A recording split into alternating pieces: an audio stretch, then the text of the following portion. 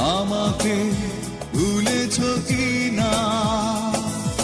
কেমন আছো তুমি? সুখী হতে পেরেছ কি না? জানতে বড় সাধু হয়, আমাকে ভুলেছ কি না?